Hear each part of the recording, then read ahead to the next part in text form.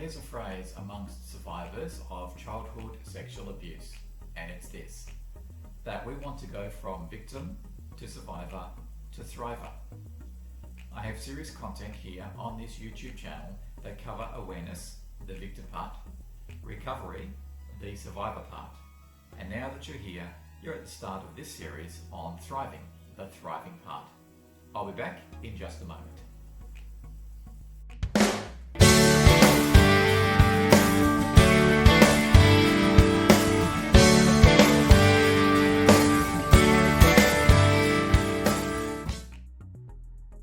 Hi, my name is Bruce.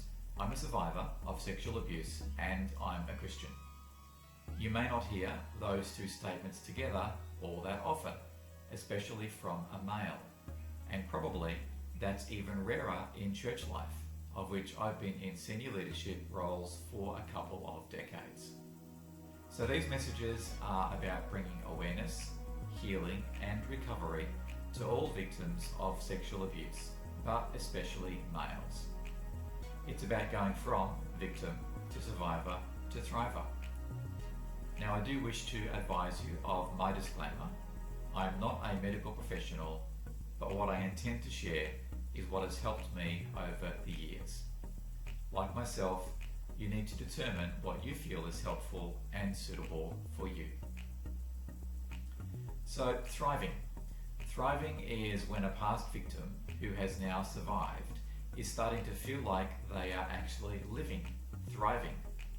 This series on thriving should also be helpful if you are wanting to support past victims of childhood sexual abuse, perhaps a loved one or just someone you know.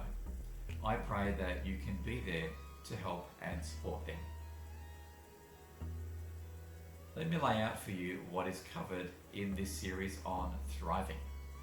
Disassociation, family, breaking the cycle, being emotionally shut down, gender identity, sexuality, finding your voice, victim reactions, survivor actions, reconnecting with your emotions, self-worth, supporting others, and that's my favourite bit, that's why I'm here. So we'll start with disassociation. Psychologists can better explain what disassociation is all about, and I do cover what that can look like for survivors in my other series on recovery, but I will touch on it again briefly in this episode. In regards to disassociation then, to some survivors, it can seem like they create a different world in which to survive. Many describe it like daydreaming, but for some it can be more severe than that. You know, I recall the day that when I realised my daydreaming was because of my abuse. I simply thought I was a daydreamer. My parents often said that about me. I now know it was an escape for me. My daydreaming outcome was to clear my mind of everything, and I mean everything. The lights were on, but nobody was home. That tendency to disassociate can stay there.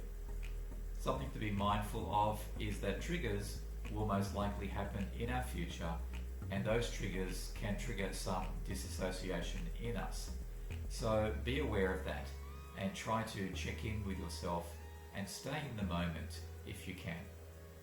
Triggers, by the way, are things that can set you off or startle you and bring you back or bring back unpleasant memories or feelings related to the abuse.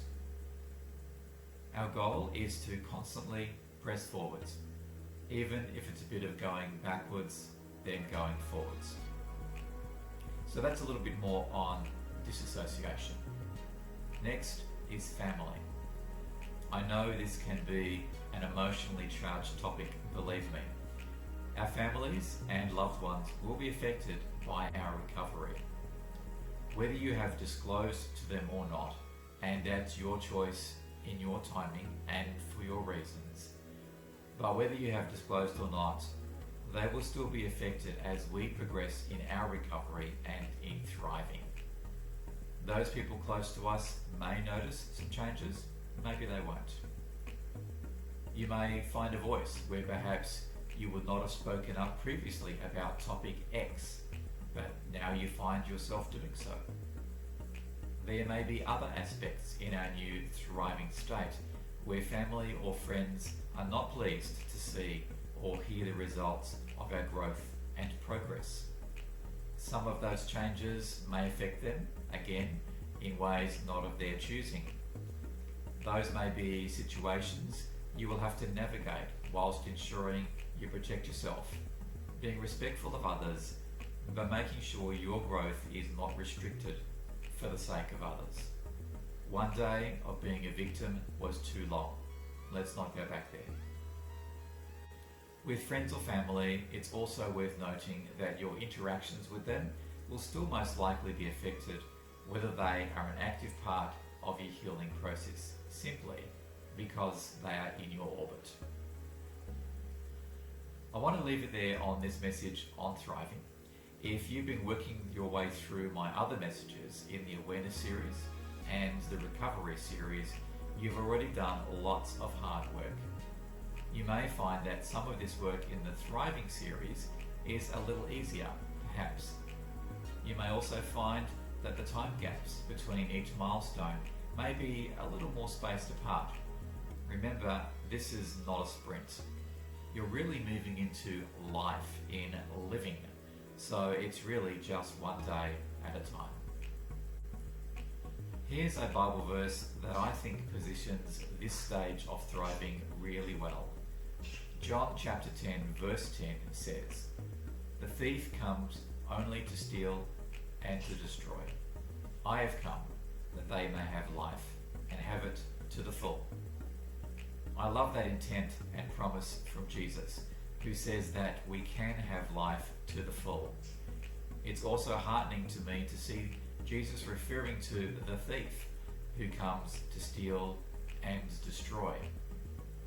That tells me Jesus understands there is an enemy, and if you're a survivor of childhood sexual abuse, I'm sure you can identify with that, or the goal or the potential effect that abuse is indeed that things are stolen from us, our innocence, and the plan of destruction is also clearly there. So that verse gives me a confidence and comfort. I pray it does for you too. The next message in this series on thriving will cover breaking the cycle. Thank you for joining me with this content. It's always my intention that this helps you or helps you to help others. In addition to other content like this, I wanted to let you know that I have an introduction clip and also my personal testimony. I encourage you to hit the subscribe button and the bell icon so that you are notified when additional content is available. Perhaps a little strange on a channel like this is the like button, but I'd ask you to press that if you have found the content helpful. I hope you join me again soon.